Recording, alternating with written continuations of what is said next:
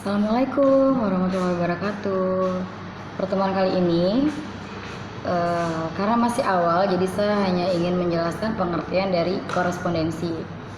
Nah, untuk kalian nih yang baru masuk dari jenjang SMP ke SMK, pasti kan nggak tahu apa itu pengertian korespondensi karena sebelumnya belum ada pelajaran tersebut. Korespondensi itu adalah pelajaran produktif yang wajib dipelajari di jurusan administrasi perkantoran. Ya, korespondensi itu ada telepon masuk, telepon keluar, surat masuk, juga surat keluar. Nah, nanti akan saya jelaskan lebih lanjut apa sih pengertian dari korespondensi itu.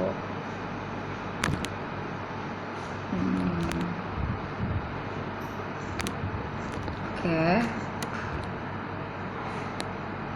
Nah, di sini ada keterangannya. Pengertian korespondensi adalah penyampaian atau maksud melalui surat dari suatu pihak kepada pihak lain. Nah, misalnya suatu kantor ingin memberikan surat tugas kepada pihak yang terkait. Itu artinya memberikan surat keluar atau intern atau ekstern, karena dibagi dua. Kalau ekstern berarti suratnya itu keluar, kalau intern berarti sama-sama masih satu instansi. Sedangkan pengertian surat adalah salah satu alat komunikasi tertulis ya, yang berbentuk tertulis untuk menyampaikan pesan kepada pihak lain yang memiliki persyaratan khusus, yaitu penggunaan kode, misalnya ada lampiran, perihal, lalu penggunaan kertasnya juga dibedakan.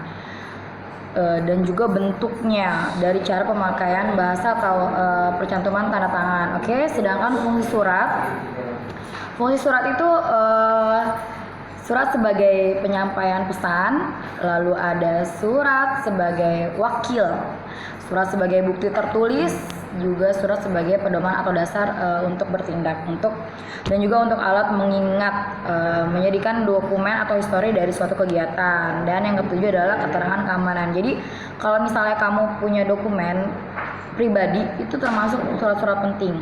Itu adalah fungsinya. Contohnya apa sih? Misalnya kayak ijazah kamu, akte lahir ataupun akte keluarga, itu termasuk bukti tertulis ya, yang bisa menjadi histori untuk kedepannya gitu ya. Lalu ada juga ciri-ciri surat. Ciri-ciri surat itu adalah pastinya berbentuk tulisan, lalu isi pesan dalam surat merupakan informasi atau persuasi. Yang ketiga, surat memiliki bagian-bagian yang standar. Nah, yang keempat, surat memiliki bentuk yang standar. Yang kelima, surat memiliki satu pesan inti. Nah, jadi intinya ingin menulis apa di dalam surat itu. Lalu gaya bahasa surat juga bisa formal ataupun informal. Biasanya kalau untuk surat untuk kantor biasanya menggunakan surat formal. Lalu ada pembagian surat. Apa sih pembagian surat itu? Nah, itu merupakan pengelolaan surat yang menurut isinya. Ada surat dinas pemerintah, surat yang dibuat oleh badan perintah yang isinya berkaitan dengan pesan kedinasan. Contohnya surat keputusan, nota, surat atau perintah dan lain-lainnya. Ada juga surat bisnis.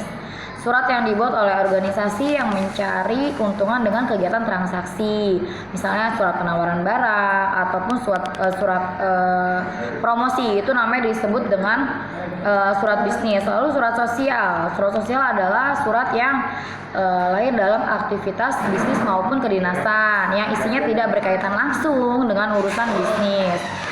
Sosialisasi berfungsi membangun citra atau nama baik antara sesama partner. Contohnya surat ucapan terima kasih, surat ucapan duka cita ataupun surat undangan, itu termasuk surat sosial ya. Jadi kalau misalnya kamu mau contohnya surat undangan ulang tahun, pernikahan, itu termasuk surat sosial. Berarti itu tidak termasuk surat formal. Lalu ada juga surat legal. Surat legal itu apa? Surat-surat yang memiliki kekuatan hukum yang berkaitan dengan kegiatan bisnis, dinas maupun pribadi. Contohnya surat perjanjian, surat kuasa, ataupun berita acara. Lalu ada surat pribadi yang sifatnya dan untuk formatnya juga tidak baku. Karena surat pribadi itu ditulis oleh seseorang kepada orang lain yang isinya berupa pesan pribadi dan bukan untuk kepentingan organisasi ataupun urusan resmi begitu. Lalu pengelolaan surat menurut tujuannya dibagi menjadi dua jenis. Ada formatif dan persuasif. Lalu bagaimana cara pengelolaan surat menurut wujudnya? Misalnya ada bentuk sampulnya, lalu warkap atau telegram. Tapi karena sekarang ini sudah jarang sekali bentuk surat yang berbentuk fisik ya, karena lebih ke digital ataupun online. Lalu pengelolaan surat menurut besarnya audiens, ada satu orang, kelompok, banyak orang, atau pengelolaan surat menurut urgensi. Ada yang sangat penting atau biasa saja. Lalu pengelolaan surat menurut kerahasiaannya. Ada yang sangat rahasia dan konfidensial. Apa sih konfidensial itu? Hanya kalangan-kalangan tertentu aja yang boleh melihat dari isi surat itu. Jadi tidak semuanya bisa melihat surat itu. Nah, ada juga surat biasa. Oke, untuk the first time, pertemuan kali ini hanya membahas sedikit pengertian dari korespondensi ya. Nanti lebih jauhnya lagi akan berlanjut ketika pertemuan-pertemuan berikutnya. Karena hanya memahami saja dulu apa sih korespondensi itu, karena di SMP belum ada pelajaran itu. Oke. Karena ini ke record, jadi kalian bisa terus play atau review. Kalau misalnya nanti kalian ketinggalan, kalian bisa reply lagi atau review recording ini. Oke?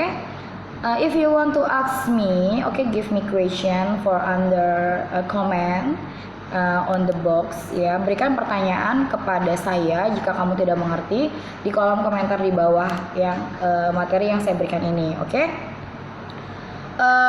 Jangan takut atau bagaimana. If you want to ask me, give me question. Oke? Jadi hanya sampai di sini saja pertemuan kita, dan materi berikutnya akan saya jelaskan lebih lanjut. Oke? Nanti banyak lagi berbagai jenis-jenis surat ataupun bentuk format suratnya. Intinya pertemuan kali ini hanya membahas pengertian dari korespondensi itu sendiri apa. Oke? Nah, jadi kalian juga harus aktif untuk menambah pengetahuan tentang pelajaran korespondensi. Jangan hanya dari guru materi pembelajaran aja yang memberikan, tapi kamu rajin-rajin buka e-book ataupun baca-baca searching di Google untuk menambah pengetahuan ya. Bukan hanya dari LKS aja. Oke, sekian untuk pertemuan kali ini. Tetap healthy, stay safe and stay at home. Assalamualaikum warahmatullahi wabarakatuh.